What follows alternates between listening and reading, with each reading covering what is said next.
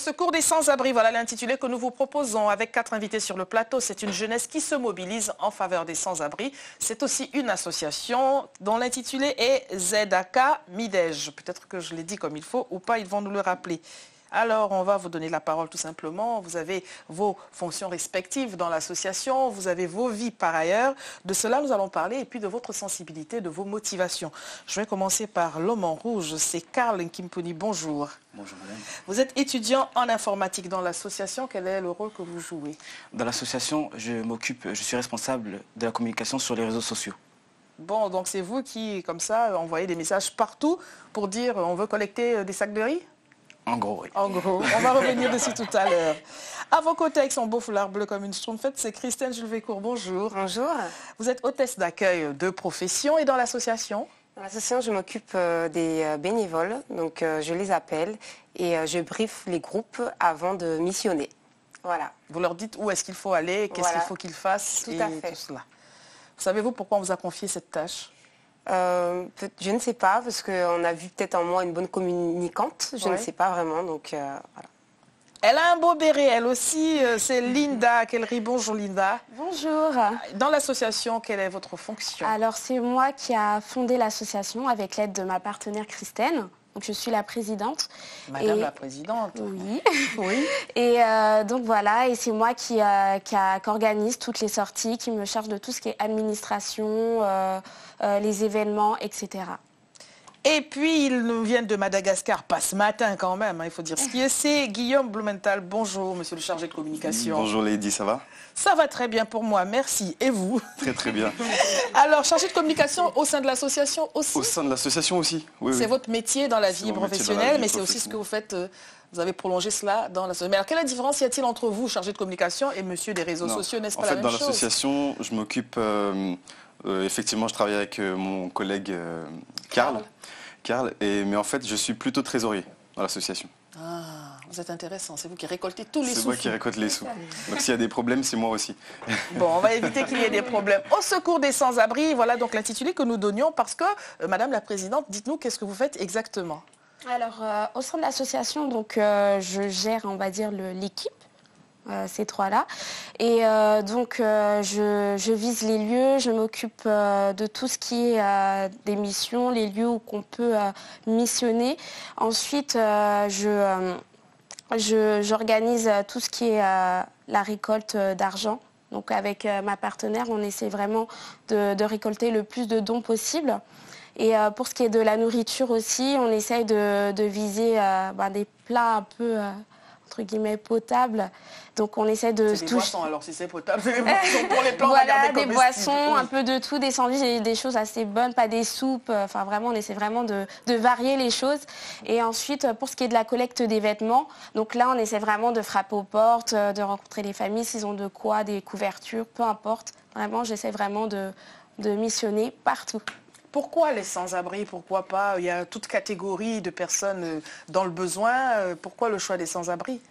Le choix des sans-abri, parce que je pense que tout un chacun, on voit tous les jours des sans-abri dans la rue et leur sort vraiment nous touche. Donc on a décidé vraiment de les aider et voilà. Si je peux me permettre, pour compléter un peu ce que ma collègue a dit, en fait on a voulu cesser d'être spectateur de ce qui se passait autour de nous, pour pouvoir devenir en fait acteur et faire bouger ce qui se passait, parce que on est tous, comme disait Christine, spectateurs de cela, de cette misère autour de nous. Quand seulement on regarde même. Quand seulement on regarde, oui. Quand seulement on regarde, qu'on fait attention, parce que c'est vrai que parfois on ne fait pas attention tellement. On s'habitue, on se dit il y a un mendiant à côté de ma rue, et puis on est habitué, il fait partie du décor. Et puis on passe à côté comme si c'était rien, alors que c'est une vie, c'est une personne qui a une vie, qui a un passé, qui a une histoire, et sûrement un futur aussi. Et c'est ça en fait qu'on veut, on veut essayer de les aider pour qu'ils puissent s'en sortir. Parce que quand on est aux côtés d'eux, on leur donne à manger, à boire, mais on parle aussi avec eux, on discute avec eux. Donc c'est quelque chose qu'on a pu voir, ça les aide, ça les réconforte, qu'ils ne se sentent pas si délaissés en fait. Alors, quel regard portez-vous sur la situation des sans-abri? On les désigne ainsi parce qu'ils n'ont pas de domicile fixe, d'ailleurs on dit SDF, mais c'est des personnes, comme vous le disiez, qui ne sont pas nées sous un pont. C'est des personnes qui ont eu une vie tout à fait comme ceux qui nous regardent, comme vous et moi. Et puis, il y a eu un accident de la vie qui peut avoir produit que... Et on se retrouve dans la rue. Est-ce que vous vous souvenez de la première fois où vous avez été vraiment marqué par la situation d'une de ces personnes, avant même que d'être dans la dynamique de l'association? Avant d'être dans la dynamique de l'association, j'étais déjà tombé sur un sans-abri qui m'avait expliqué un peu comment il en était arrivé là. En sachant qu'avant, j'avais moi-même mes propres idées en me disant que c'était des gens qui avaient fait un peu n'importe quoi. Voilà. C'était une punition? Exactement. Je Ils me disais cherché. qu'ils avaient fait les mauvais choix. Oui. Sauf que quand ce monsieur m'a expliqué un peu comment il en était arrivé là... Pardonnez-moi, mais avant que d'en arriver à la conversation, qu'est-ce qui a produit que vous soyez dans cet échange avec cette personne? C'est parce que cette personne n'était pas dans cette situation déjà depuis longtemps. Donc physiquement, je n'ai pas su reconnaître qu'elle était dans cette situation-là. D'accord, c'est lui qui vous a dit en fait quelle était sa situation. Exactement. Et donc? Quand la personne m'a expliqué comment elle en était arrivée là, c'est là que j'ai compris que certaines personnes arrivaient dans cette situation suite à un enchaînement de mauvais événements. Et en l'occurrence, il s'agissait de quoi? Sans nommer la personne, bien sûr. En fait, la personne, elle était dans une maison avec ses parents. Oui. Ce qui s'est passé, c'est que son père était décédé suite à une maladie, à un cancer. Et comme ils avaient la maison sur prêt, la maman a dû pendant un moment rembourser et au final, elle aussi, elle a mis fin à ses jours. Ce qui fait que la personne s'est retrouvée seule très tôt. Très tôt, c'est quel âge? À peu près vers 19 ans et quelques. D'accord, donc c'est un jeune. Voilà, c'est un jeune. Et forcément, on l'a mis dehors. Pendant un moment, il a essayé les foyers. Mais la plupart des foyers, malheureusement, ne sont pas très recommandables par rapport à ce que j'ai pu entendre de leur bouche. Oui. Alors, il s'est mis aéré dehors. Et il était comme ça depuis à peu près 10 ans. Donc pendant 10 ans dans la rue. Voilà. Et comment rentrez-vous en contact avec cette personne? Moi, sur le moment, j'ai envie de dire que c'était un coup de chance. Oui. Puisque c'est lui qui était venu vers moi. Il vous a vu, il vous a approché en disant Voilà, il m'a seulement demandé quelque chose et puis c'est de là que la discussion est partie. Mais vraiment, quand on est dans la situation où on veut essayer d'établir un contact, en sachant qu'aujourd'hui, ces personnes-là ne demandent pas de la pitié, mais un coup de main. Donc, dans ce cas-là, ce qu'il faut, c'est seulement venir proposer, pas avec un sentiment comme si la personne était fragile. Parce qu'en sachant que ça aurait pu être nous, il faut savoir, essayer de se mettre à la place de la personne pour savoir quel soutien apporter à cette personne-là. Christelle, est-ce qu'on réussit vraiment à se mettre à la place d'un sans-abri? Parce que quand on n'a pas fait l'expérience malheureuse de cette situation-là, de dormir à l'extérieur, de ne pas manger tous les jours, de ne pas manger à sa faim, est-ce que vraiment on réussit à se mettre à la place d'eux? Alors déjà, la première fois que je suis partie en mission de bénévolat pour donner à manger et des vêtements, c'est vrai que ça m'a fait mal de voir leur situation parce que je me dis que je suis dans le confort et de voir des personnes dans la rue vraiment qui galèrent depuis peut-être des dizaines d'années, voilà, c'est assez variable.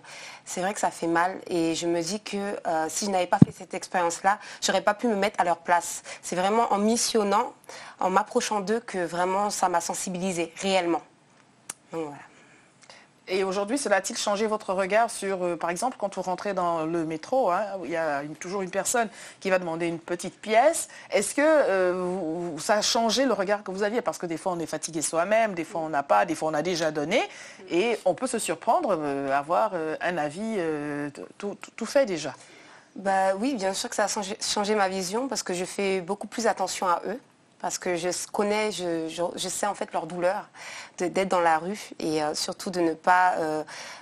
en fait, la société ne fait pas attention à eux. Et on a besoin justement des personnes qui se lèvent pour pouvoir aider les sans-abri, leur tendre la main. Donc oui, c'est vrai que mon regard a changé et je les tends la main davantage maintenant. Alors Linda, est-ce que forcément les sans-abri veulent se faire aider? Parce que quelquefois on voit les services sociaux qui veulent les emmener dans un lieu autre que la rue et en réalité ils ne veulent pas toujours. Quelle est la nature des relations que vous réussissez à nouer avec cette catégorie de la population? D'accord, donc pour moi j'ai rencontré deux types de personnes. Comme vous l'avez dit, il y a des personnes qui refusent totalement, qui sont, on va dire, des anti... qui sont contre la société, on va dire. Et il y a des personnes qui sont assez ouvertes et qui ont besoin de cette aide, qui ont besoin qu'on les guide, justement. Et je trouve que des fois, c'est vrai que c'est pas facile. On est tombé, par exemple, sur un sans-abri qui nous a refoulés, qui nous a envoyé, je crois que c'était des bouteilles. Il nous a dit non, qu'il n'avait pas besoin de notre aide. C'est pas facile pour nous. Mais est-ce que vous comprenez ce rejet? Je comprends parce que c'est pas facile. C'est des personnes qui sont plus eux-mêmes, puisqu'ils sont atteints, ça peut être l'alcool, la drogue, enfin, il y a vraiment toutes sortes de cas. Mais je comprends, mais on n'abandonne pas. on essaye quand même, on va toujours vers eux, on essaye toujours de garder le sourire, de leur montrer que non. Mais c'est vrai que non, c'est pas facile. Et malheureusement, il y a plein de personnes qui veulent rester dans cette situation. Donc voilà. Monsieur le trésorier, alors il faut des fonds pour pouvoir aborder une telle situation. Vous êtes riche ? Alors pas du tout. En plus, on commence à peine. On ne fait que débuter. Et justement, cette question des dons, c'est pour ça d'ailleurs qu'on veut vraiment diffuser. On travaille beaucoup sur la communication, puisqu'il faut se faire connaître pour amener plus de personnes autour de notre cause, en fait. Pour récolter le maximum de dons, on récolte des vêtements, de la nourriture, des conserves. C'est ce qu'on donne aux sans-abri. Et du coup, au niveau de la trésorerie, on a vraiment besoin de soutien financier, en fait. On a vraiment besoin de soutien financier. On ne vit que de ça et on ne touche pas de rémunération. On n'est pas rémunéré. C'est vraiment en plus de ce qu'on fait à côté de notre activité principale. Donc, nous-mêmes, on cotise souvent pour l'association. Mais c'est vraiment à base de dons que l'association vit, en fait. Quelles sont les réactions sur les réseaux sociaux? Ce qui veut dire que vous avez une page Facebook, n'est-ce pas, du nom de ZAK. Oui. Que veut dire ZAK d'ailleurs? Amour et charité. ZAK veut dire amour et charité. Voilà, c'est en hébreu. Hein. En hébreu, ça veut dire amour et charité. C'est ça.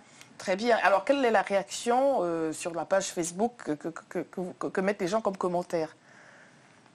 Ben, la plupart des gens qui commentent la page, quand on met, exemple, les photos d'émissions, la plupart du temps, les gens encouragent. C'est vrai que ça pousse à vouloir faire plus encore. Et la plupart des gens ont le réflexe de partager. Oui. Et je voulais rajouter aussi qu'on reçoit beaucoup de personnes qui veulent faire des dons, qui veulent participer à cette aventure. On s'y attend pas, ça fait vraiment... bon, on vient juste de débuter, mais quand même, ça fait comme un petit buzz, quoi. Donc on s'y attendait pas du tout à ça et on a reçu... Attendez, vous verrez après l'émission si ça fait pas un grand buzz. Non, ben, j'espère c'est ce qu'on bien. vous souhaite, oui. J'espère bien, mais vraiment, on a reçu beaucoup d'encouragements et vraiment, mais les encouragements, c'est pas avec les encouragements que vous allez donner à manger aux sans-abri. Peut-être qu'il vous faut des finances, monsieur le trésorier. C'est ça, on a des encouragements, mais on a aussi des fonds. Il y a des personnes qui sont prêtes à donner des vêtements, à investir. Il y a vraiment beaucoup de personnes. Mais alors, donner des vêtements à un sans-abri, ils ont toujours tous un baluchon, au moins un baluchon, un chariot et plein de choses et pas d'endroit pour les mettre. Est-ce que finalement, c'est judicieux de compliquer, de les alourdir de tout cela, quand bien même l'intention est bonne? Si je peux me permettre pour répondre. Oui. En fait, c'est une bonne question. Mais il n'y a que des bonnes questions. Il n'y a que des bonnes questions. Effectivement, je ne sais pas trop comment, j'ai pas eu l'occasion de discuter de ça avec un sans-abri, comment ils gèrent leur garde-robe. Leur garde-robe. Oui. Mais ce qui est sûr, c'est qu'en hiver, ils ont besoin de vêtements. En hiver, ils ont besoin de vêtements qui sont chauds et qui sont mettables, si je peux dire. Je ne sais pas si c'est le mot, puisque quand on est dehors, souvent la majorité des sans-abri vivent dans des situations de précarité telles que ça se salit vite, ça devient difficile, très rapidement non mettable en fait. Portable. Non portable, oui. Voilà. Et justement, il faut renouveler en fait ces vêtements qu'ils ont avec des vêtements qui sont plus portables, plus propres, plus adaptés. La saison aussi, oui. Alors, sur le rejet, parce que quand on les voit, le moins que l'on puisse dire, c'est qu'on a beau avoir envie de faire quelque chose, parfois leur attitude ou leur apparence, ou voilà, ça n'est pas toujours très avenant. Est-ce que vous avez des hésitations quand même, ou est-ce que vous êtes vraiment, vous avez la main sur le cœur et vous faites abstraction de tout le reste? En toute honnêteté. Ils ne sont pas là, ils ne vous écoutent pas. Honnêtement, bon... On y va avec des pincettes, quoi. Bon, et même avec des gants pour dire ce qui est vrai? Oui, vraiment, c'est compliqué. On préfère aller doucement. Si vraiment la personne ne veut pas, on se retire. C'est pas grave, on aura essayé, au moins on lui a tendu la main. Mais vraiment, c'est vrai que c'est pas facile. Des fois, il y a des gens qui peuvent nous insulter. Enfin, c'est vraiment pas facile à gérer. Et non, franchement, si ça passe pas, ça passe pas. Hein. Vous n'insistez pas. Voilà. Alors, où peuvent-vous retrouver nos téléspectateurs vous descendez sur le terrain, vos prochaines missions? Est-ce qu'il y a des lieux habituels où vous allez? Où est-ce qu'on peut venir vous donner de l'aide, par exemple? Il y a un lieu actuellement sur lequel on bouge souvent. Oui. C'est le 19e. Où dans le 19e? Il est grand le 19e. La dernière fois, on a bougé pas mal. Quand vous dites bouger, c'est-à-dire que vous êtes itinérant ou est-ce que vous arrivez, vous posez un endroit précis et c'est souvent le même? On est itinérant. C'est compliqué pour les sans-abri, il faut qu'ils viennent avec tout leur chariot et tout ça qu'il faut courir après. Pourquoi ne fidélisez-vous pas un lieu où ils savent qu'ils peuvent venir tous les je ne sais pas combien de la semaine vous trouver? C'est parce que pour faire ça, il faudrait se mettre dans un lieu où il y ait un bon rassemblement de sans-abri pour pouvoir distribuer un maximum. D'accord, donc vous allez où ils sont en fait. Voilà. Mais le problème, c'est que pour être dans les normes de la loi, on est obligé d'envoyer des demandes aux préfectures pour avoir l'autorisation de missionner dans les différents lieux. Et dans les lieux où il y a le plus de rassemblement de sans-abri, malheureusement, à cause de l'alerte Vigipirate, on nous a refusé ces lieux-là. Donc on nous a envoyés dans les lieux où même, pour dire, les sans-abri ont déjà été chassés. C'est-à-dire qu'il y en a seulement quelques-uns qui sont revenus, mais la majorité ont déjà été déplacés autre part. En fait, vous êtes là avec vos dons et il n'y a personne en face, les bénéficiaires ne sont pas là. Voilà. Du coup, on est obligé de partir à la chasse aux sans-abri pour pouvoir les aider. Mais vous les avez repérés, les lieux où vous pouvez les trouver. Oui, finalement, être itinérant, ça n'est pas plus mal. Non, bien sûr. Plus mal. Ouais. C'est un peu compliqué pour la soupe chaude dans le sac à dos, mais... C'est vrai. Comment êtes-vous organisé pour les repas donc? Parce que vous êtes là, qui est-ce qui cuisine? C'est vous?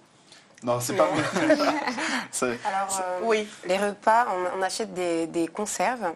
Donc, on achète du jus, des boîtes de conserves et voilà. Des choses fermées, en fait. Vous apportez du jus à des personnes qui préfèrent boire un petit coup de rouge? Ah non, on distribue aussi du café, du thé, voilà, des boissons chaudes et aussi du jus, voilà. Et alors le jus, il est bienvenu parce qu'encore une fois... Bien sûr. Oui. Non, il faut savoir les aborder, entre guillemets. Alors, quelle est la stratégie? Parce qu'il y a des personnes qui nous regardent, qui voudraient peut-être vous rejoindre ou qui voudraient, là où elles se trouvent, elles aussi, mener une action analogue.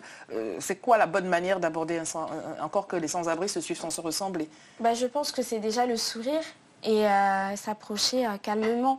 Ne pas les agresser. Bonjour, je vous apporte du jus, tenez, non, non. Alors qu'il ne vous a rien demandé. Voilà, exactement. Il faut savoir approcher les gens. Après, je pense que c'est dans son comportement.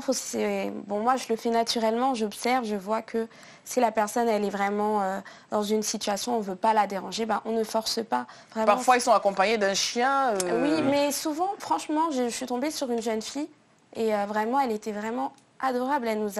Elle est venue vers nous, on a discuté. Quand vous dites une jeune fille de votre tranche d'âge à peu près, et alors comment vous explique-t-elle sa situation? Est-ce que vous en avez parlé? Oui, on en a parlé. Justement, je lui ai posé des questions et elle m'a dit qu'elle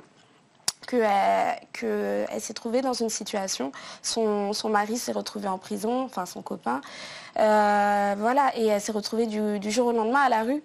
Et elle préfère vivre dehors avec son amie. Enfin bref, c'est des histoires assez fortes. Mais vraiment, il y a des gens qui sont très ouverts, qui ont besoin qu'on les écoute, qu'on leur parle. C'est très important. Ils ont besoin de ça. Pas seulement apporter de la nourriture, mais aussi il y a ce côté-là où il y a l'échange. C'est important. Ils ont besoin d'être écoutés. Ils ont besoin d'être soutenus. Donc voilà, je pense que toute personne, quand on a des petits soucis, on a besoin d'une oreille, quoi. Alors, parlons de la communication. Puisque vous n'êtes donc pas à un endroit où nos téléspectateurs peuvent se rendre, risquent de se perdre, de ne pas vous trouver là. Vous avez votre sac à dos, vous avez vos baluchons, vous aussi, et vous allez vers les sans-abri où ils se trouvent. Mais alors, sur Internet, il y a la page Facebook, bien évidemment. Un site Internet aussi? Le site Internet est en préparation. Oui. Donc, on est en train de le préparer en développement. Il sera publié forcément sur notre page Facebook. Et vraiment, pour l'instant, si vous voulez nous contacter ou nous aider, ça serait surtout sur la page Facebook de ZAK Midège. Et sur la page Facebook, on ne va pas envoyer des pommes de terre et des sacs de riz. Il faut bien qu'on vienne à un endroit, où le lieu de dépôt, y a-t-il une adresse? Comment faire pour faire don de ce qu'on voudrait vous apporter? Alors en fait, on se retrouve souvent les dimanches au 34 avenue Charles de Gaulle. Donc c'est à Pierrefitte-Stein. Alors, on va y aller calmement. À Pierrefitte-Stein, voilà. Le dimanche, au 34... Avenue Charles de Gaulle. Voilà, le 34, avenue Charles de Gaulle, vous arrivez là et vous rentrez et vous devriez pouvoir trouver... Alors, vous dites ZAK ou ZAK, tout simplement? Ça dépend des fois. Ça dépend des jours. Alors, quel regard portez-vous au regard des expériences, hein? J'entends bien les personnes que vous avez rencontrées. C'est une population au sein de laquelle il y a de plus en plus des personnes jeunes. Avant, on pensait que le sans-abri, c'est celui qui a commencé sa vie, puis il y a eu un accident, il s'est arrêté. Mais on voit que des jeunes personnes peuvent se retrouver là-dedans. Comment expliquer cela? Cela pose la question des familles aussi. Pour ma part? Oui. Comme déjà Linda a présenté le cas d'une jeune fille de 20 ans, ça aurait pu être la même aussi pour les gens qui ont perdu des parents tôt suite à des accidents. Il y a des gens, malheureusement, c'est la maladie qui a causé ce genre d'événement. Après, il y a aussi les finances, les problèmes... Les familles voilà. Et les familles, alors, parce que bon, même dans l'éclatement, il y a toujours des groupuscules. Hein. C'est pas le père à gauche, la mère à droite, le frère de son côté et la sœur sur un arbre. Il y a bien parfois moyen de se cramponner à un bout de cellule familiale. Aujourd'hui, la famille, comment la percevez-vous? C'est une bonne question, puisqu'au final, quand on regarde bien le problème des sans-abri, ça va plus loin que l'aide qu'on peut apporter, puisque c'est un véritable problème social. Et auparavant, il y a eu justement cette fracture sociale au niveau de la famille. Et c'est à ce niveau-là aussi qu'il faudrait agir. Et cette question que vous me posez, c'est vraiment les liens familiaux aujourd'hui, pour ma part, selon mon point de vue, ça tend vers l'isolement en fait. On est beaucoup plus individualiste, on est beaucoup moins familial comme ça aurait pu l'être, comme nos parents nous racontaient en fait. Aujourd'hui, on est vraiment notre petite famille. Bon, et puis, comme j'ai pu le constater il n'y a pas longtemps, on a notre travail et puis on quitte la famille pour former notre petite famille à côté. Sauf que du coup, on s'éloigne de notre famille et quand il y a un problème, on se retrouve un peu tout seul et puis soit on revient vers la famille auparavant, Et puis, il y a aussi le problème que les familles aujourd'hui sont beaucoup plus petites et plus éparpillées dans le territoire aussi, au niveau de la mobilité géographique. Donc ça fait qu'on peut vite se retrouver sans les siens. Voilà. C'est mon point de vue après. Alors, petit tour quand même de carte postale. Hein. Vous êtes tous de pays différents. Je disais Madagascar. Alors moi, c'est de la Martinique et la Guadeloupe. Martinique et le Congo. Alors, sur la situation des sans-abri dans vos contrées respectives, est-ce que vous avez eu la curiosité de savoir ce qu'il en est, peut-être sur place ou simplement par les réseaux sociaux, Internet? Comment est-ce que vous pensez que, Zach, vous allez étendre vos limites jusque dans ces contrées-là? Moi, pour ma part, j'ai eu un passé déjà, puisque mon père travaillait à Handicap International et à Médecins Sans Frontières aussi. Et quand j'étais à Madagascar, j'ai eu l'occasion déjà de côtoyer des sans-abri, des personnes en difficulté dans la rue, etc. Madagascar, c'est un pays très pauvre, où il y a beaucoup de sans-abri, beaucoup de problèmes de pauvreté. Et ça fait partie de la vie quotidienne. Hein. Quand on sort dehors, on voit des sans-abri partout, des personnes qui font la quête, la manche partout. Et c'est un problème qui est véritable. Il faut apporter des solutions. Les organismes comme nous sont vraiment nécessaires à la société.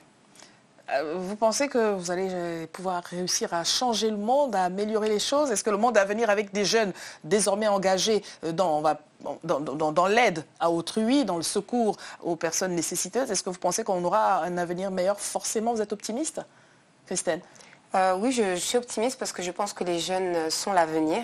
Nous faisons ce monde. Donc oui, je pense que si vraiment nous nous entraidons et puis que nous sommes motivés à vraiment faire changer cette société, je pense qu'il est possible de la changer. Mais alors, la volonté ne suffit pas. Il y a la crise, on est en période de crise. Le trésorier dit qu'il faut des dons. Sans moyens, comment peut-on faire pour arriver à ses fins quand même? C'est vrai, mais je pense qu'avec le temps, on va faire connaître notre association. Voilà, on va s'étendre un peu partout et puis je pense que oui, on va avoir des dons. Je suis confiante. Vous êtes confiante. Madame la Présidente, quelles sont vos perspectives aujourd'hui? Vous faites cette action-là. Je posais la question, voulez-vous le faire jusqu'au bout de la planète? Probablement, j'aimerais beaucoup. Pour moi, ce serait vraiment un rêve. Enfin, ça paraît bizarre, mais oui, j'aimerais bien voyager et aider ces personnes qui sont en difficulté comme dans ton pays ou en Inde, par exemple. C'est une destination qui m'intéresserait beaucoup. Et donc, oui, pourquoi pas. Vraiment, ce serait génial. Ce serait génial de voyager, de rencontrer d'autres personnalités, d'autres cultures et leur apporter ce plus. Donc, non. Que vous disent les autres jeunes qui sont aussi jeunes que vous, mais qui trouvent que peut-être ce que vous faites est dérisoire? Est-ce que vous avez eu des personnes qui ne sont pas de votre avis, qui trouvent que ce n'est pas la peine? Oui, bon, il y en a qui disent que c'est une perte de temps. Donc, bon, après, chacun son point de vue. Donc, pour moi, je suis heureuse, je suis épanouie dans ce que je fais. C'est tout ce qui compte. Je ne regarde pas aux autres. Et le Congo dans tout cela? RDC Brazzaville. Alors, la question des sans-abri par là-bas. Pour ma part, j'ai pas fait beaucoup de recherches, mais de ce que j'ai vu, en sachant qu'il y a la guerre, oui, c'est pas mal chaud. C'est pas mal chaud. Mais les jeunes, je kiffe comment les jeunes y parlent. Voilà, je vais parler jeunes moi aussi. C'est pas mal chaud, donc je kiffe. Alors, c'est pas mal chaud, que doit-on comprendre?